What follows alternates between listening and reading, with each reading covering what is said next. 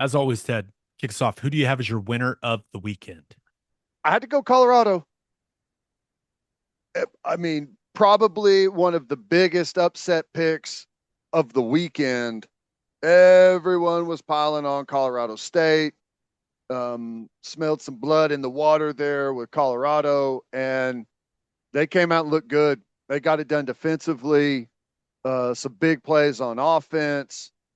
Shedeur Sanders ended up having a really nice day. And that's a rivalry game. It's become heated over the last couple, especially heated over the last couple of years. Some stuff said in the media leading up to this one. Um, that was a win, and they Oh, desperately needed one at Colorado. Colorado State was talking that trash, Yeah, they were. which, with the way that their season has started, was interesting. Right. But yeah, I thought Travis Hunter continues to be excellent. Couple of touchdowns, interception, playing I both mean, sides of the ball. he's one of the best players in college football, maybe the best player in college football. I thought one of the things they got the run game going a little bit, which when you've got a quarterback that can sling it like Sanders and you've got some weapons at wide receiver like they have, like I understand that you lean on the pass game, but if you can just get a little run game going, it makes you a much more effective offense. And I don't think Colorado State's any good. I think that's a bad Right. football team. But they did get just a little run game going, an efficient run game, and I think that helped them dramatically offensively.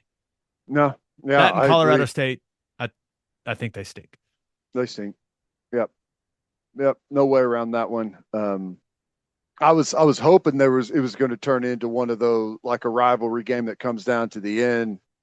But it was pretty much just a beatdown and didn't see that coming. Like I said, a lot of people had that as an upset special going into the weekend. So hey, good for Colorado. That was much needed for them. I feel like they were kind of hanging on by a thread, but it's about to get much more difficult for Colorado in the future. Yeah, we'll see. We'll see how things go for them in the Big 12. That might be the last game they win this year. I don't know. They play Baylor, Oh, do they? Yeah. Okay. We'll give them Baylor. which no, they play Baylor next. So we'll Uh, see if which this is credit to Deion Sanders. Baylor is not a good football team, and Colorado is going to play them in prime time on Fox on Saturday. Saturday night at 7 p.m. Well, let's hope people aren't flipping from our game to that one. We need Well, to uh we well, need to let's hope bring the if they pain. are, It's because it's we're blowing them out. because that would be. We'll preview it Something. on Wednesday. We'll preview it on Wednesday. All right, who do you have as your loser of the weekend? The state of Florida. I mean, Gators, Seminoles, pick your poison. I Who gets fired first? I Mike Norvell had an undefeated season last year, but and I'm not in that locker room. It looks like his football team is just Kicked out. the word I use is quit. And is there anything more alarming for administration donors than when it looks like the football team has straight up quit? That's as alarming as it gets. Right. DJU has not been what they needed him to be, but he's only one guy. You can only blame him for Right. so long. Right. Yeah. I mean, he's not the best quarterback in the country, but uh, he's solid enough to where Florida State should not be beat by Memphis. You know, I Memphis had 65 yards rushing and won the game in Tallahassee. that's I mean, you're right. Undefeated season last year. But the question for me was always, I mean, leading into this year was, did they have a one group, solid group of guys that all stayed together for Florida State, or did they build a good program? And it's leaning towards, oh, I guess it's not even leaning. It's looks apparently clear that they just had one group of guys and they did not build a program around it. So I don't know, but Napier is all right, it sounds like it's just over there. Like it's been decided. It's over. It's just a matter of who's making the call at what time. Remember when we talked about the fact that if Graham Mertz started the game, it pretty much was just him accepting he was going to be fired? Yeah. See who jogged out there first at quarterback for Florida? Yeah, Mertz. I mean, I guess I'll give him credit. You know, they alternated series and Lagway did not play good. What do you have? Two interceptions. And so but the point is clear. Like they are not a good football team. It's a nice win for A&M. I mean, Yeah. clearly Florida's got a lot of issues, but hey, an SEC road win is an SEC road win if you're Mike Elko. Especially with your backup quarterback. Right. Yeah, great point. Reed looked, I mean, he did some nice things with his legs. Yeah. Didn't make any catastrophic mistakes as a passer. It's a No. nice formula to go win on the road. the Yeah. My bar is, hey, don't make any catastrophic mistakes. Yeah. If you don't make any catastrophic mistakes against Florida, you're pretty much going to win because they're going to make all the mistakes for you. At least the schedules lightens up for Florida as the season goes on. Are they going to win another game? Maybe not because Could they I mean be a it's one? Oh, well, they can they beat Mississippi State? That's who they have on Saturday. someone's got to win the football game. So It's in Starkville. they can. I don't know if they will. It's possible they go. Maybe it is that they'll probably win a conference game, but I I think it's very possible they go winless the rest of the way. It is. Yikes! It's Florida. I know. Wild. They could go 1-11. But it's possible. Possible. 2-10 probably more likely, but 1-11 is on the table for the Gators. Who's the two wins? Mississippi State and They beat Samford already. oh, they did. Okay. Yeah, yeah, yeah. They have a Okay. win. They are 1-2. They've got Mississippi State. I don't think they're going to beat UCF. Tennessee, Kentucky, Georgia, Texas, LSU, Ole Miss, Florida, Florida State to end the year. Ah. Of course. Yes, that's amazing. I wish they were both undefeated in that game, and it was like whoever gets this win. Oh, that's funny. All right, let's get to my winner and loser. But first, we know we've got some nicotine pouch users that listen to this podcast, which is why we'd like to introduce y'all to our friends at Lucy. Go to lucy.co. That's lucy.co and use promo code breakdown at checkout for 20% off your first order. That's lucy.co and use promo code breakdown. Lucy's pouches come in a variety of strengths from 4 milligrams all the way up to 12 milligrams. The fours are all that we need. Out on the golf course, fours are all we need, Ted. Some of you guys are way more hardcore. You want those 12s. Lucy also offers a variety of flavors, including classics like wintergreen and mint, but they also have apple ice, espresso, and mango. And if pouches aren't your thing, Lucy also has gum. So why Lucy instead of Zen? Lucy delivers to your house. And they support us. That's why they deliver your house and they're advertising on here. Come on, people. Go to lucy.co. and use promo code breakdown for 20% off your first order. Lucy products are for adults of legal age, and every order is age verified. Warning: this product contains nicotine. Nicotine is an addictive chemical.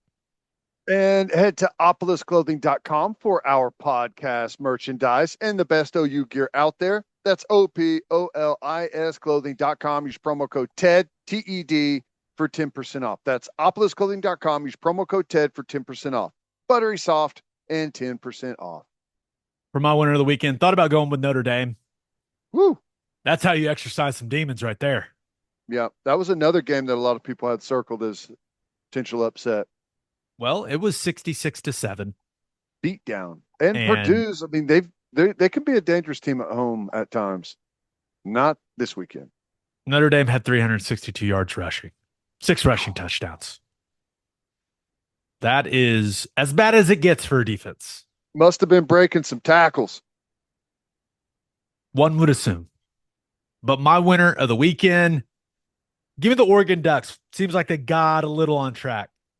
Had the Civil War in Corvallis. Weird things happen at night in Corvallis, but this game was during the day. So there's that. There And you go. Oregon completely dominated the second half in this football game. End up winning 49-14.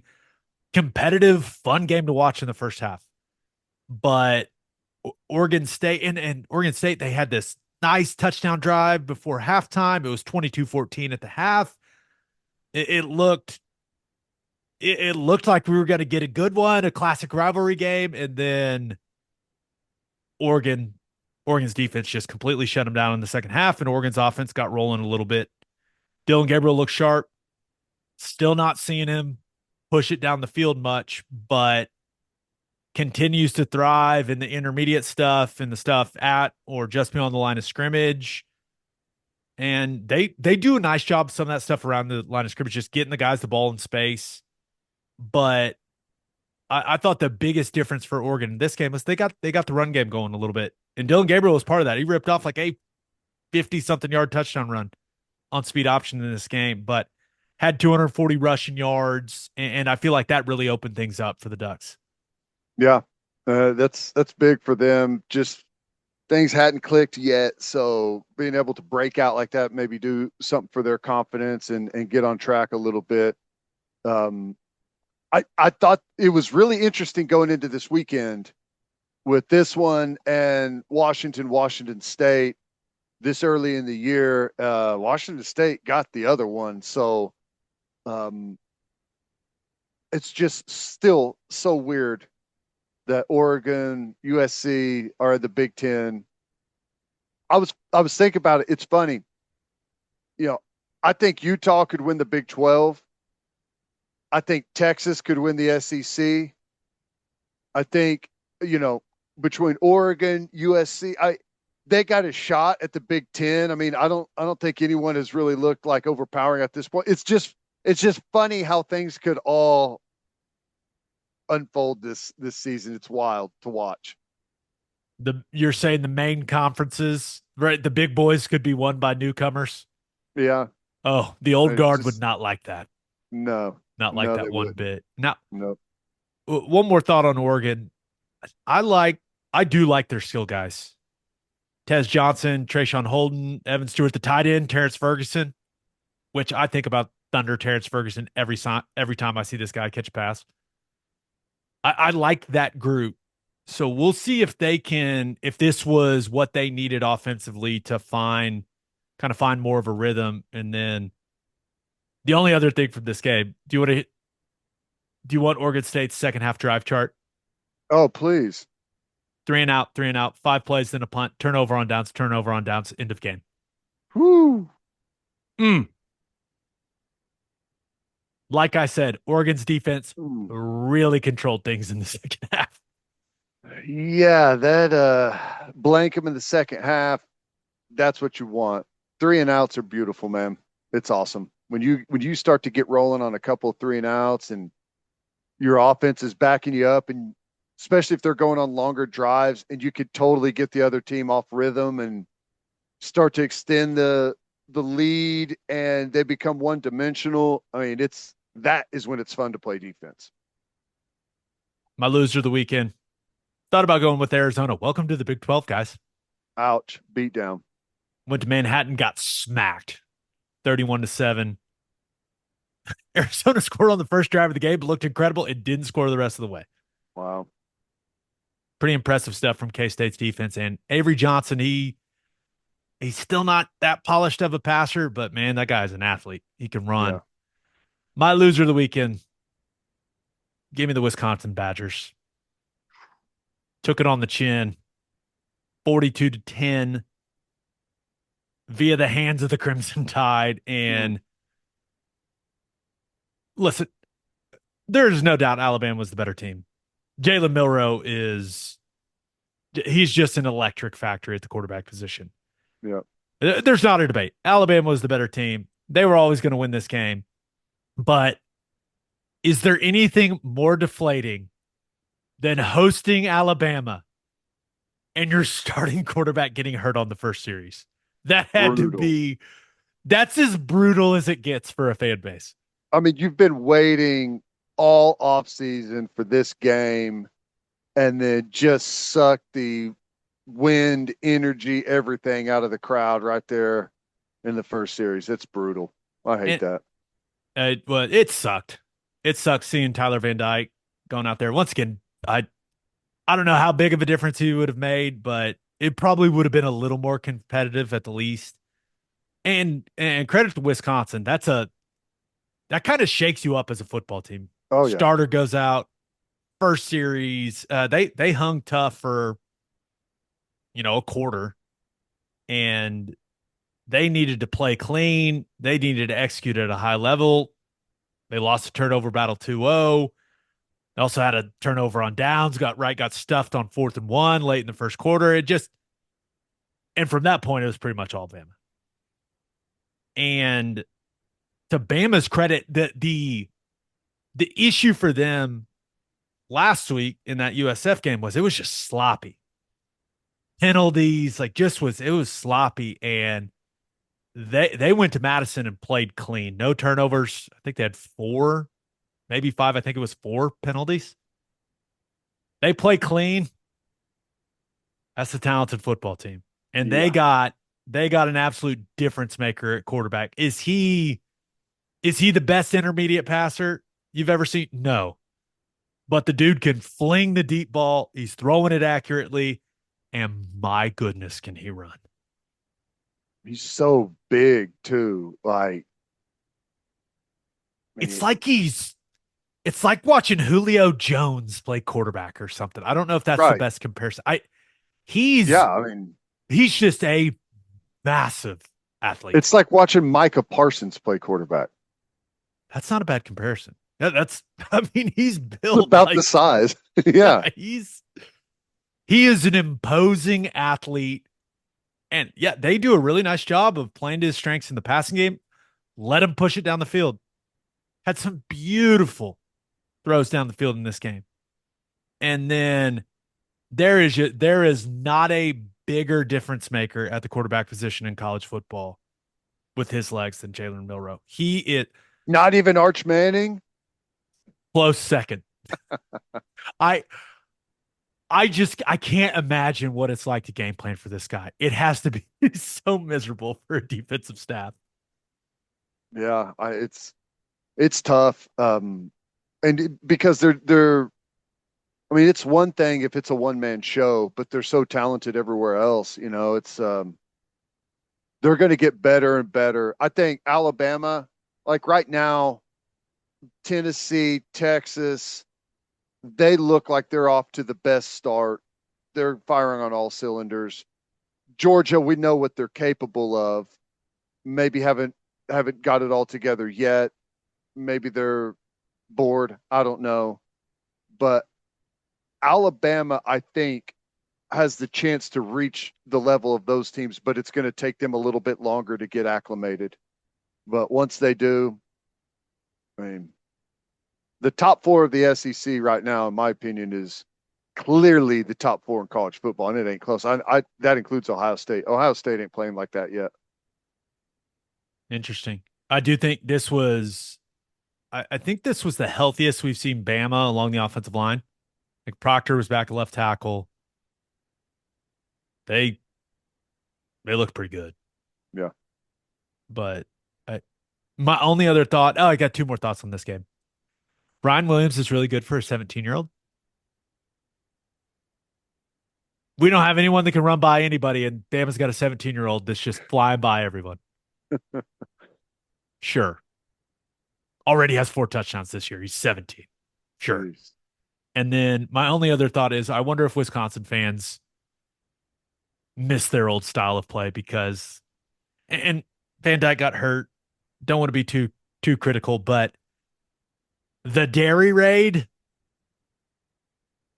ain't getting results. No. Bring back It the 12 personnel and 22 personnel, Ted.